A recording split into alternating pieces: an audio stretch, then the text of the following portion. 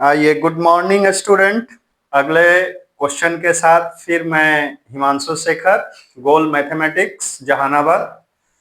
यहाँ ध्यान देंगे, ये सारे के वीडियो पहले भी बताए हैं कि गोल मैथमेटिक्स मेरा अपना मैथमेटिक्स चैनल है, गोल मैथमेटिक्स बाय हिमांशु सर।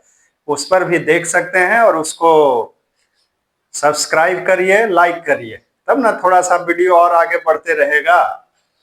आइए अगले क्वेश्चन के साथ हम देख रहे हैं, जो पिछले त्रिकोणमिति का एक्सप्लेनेशन हमने किए हैं उसमें और सारे क्वेश्चन लेकर आए हैं। एक क्वेश्चन और है, कहता है कि यदि समकोण त्रिभुज पी क्यू आर में कोण Q बराबर 90 डिग्री, पी क्यू बराबर 12 सेंटीमीटर और पी आर बराबर 13 सेंटीमीटर हो तो tan P minus cot r का मान ज्ञात करें।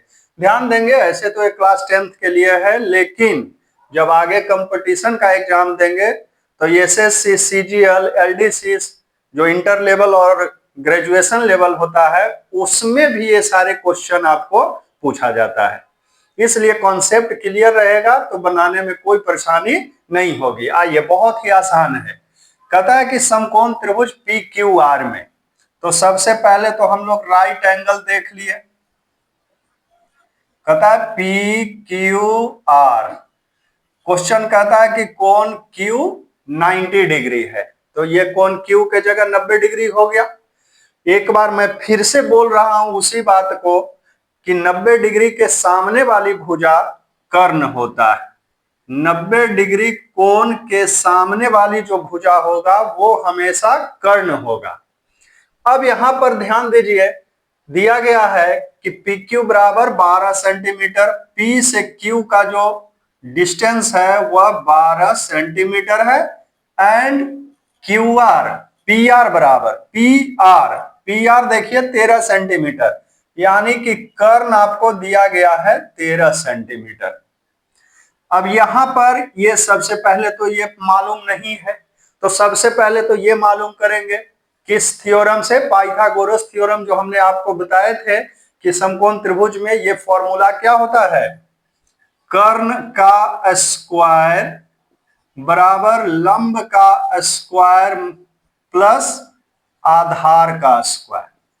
तो यहां से जरा देखिए, हमको एक भुजा चाहिए, लंब चाहिए या आधार चाहिए, कोई भी एक ले लीजिए, क्योंकि लंब और आधार बार बार हम कहते हैं कि थीटा पर डिपेंड करता है। यदि दो भुजा दिया गया है तो तीसरा हम निकाल सकते हैं, तो तीसरी भुजा यानी कि आधार बराबर क्या हो जाएगा, कर्ण का स्क्वायर माइनस लंब का स्क्वायर का रूट ओवर हो जाएगा।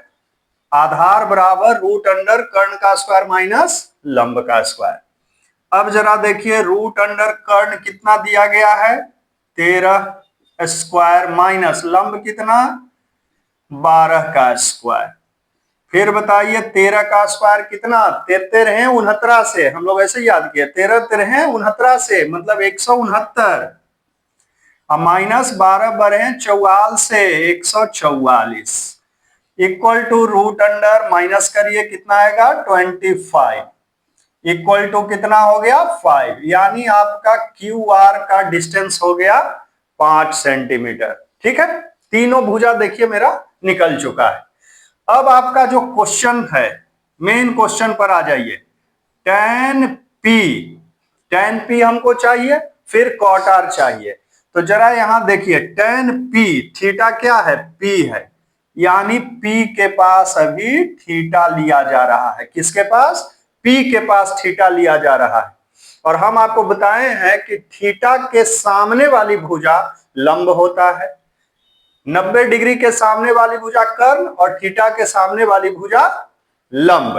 तो यहां जरा बताइए, tan थीटा बराबर फॉर्मूला क्या होता है, लंब बटा आधार होता है, पहले बता चुके हैं।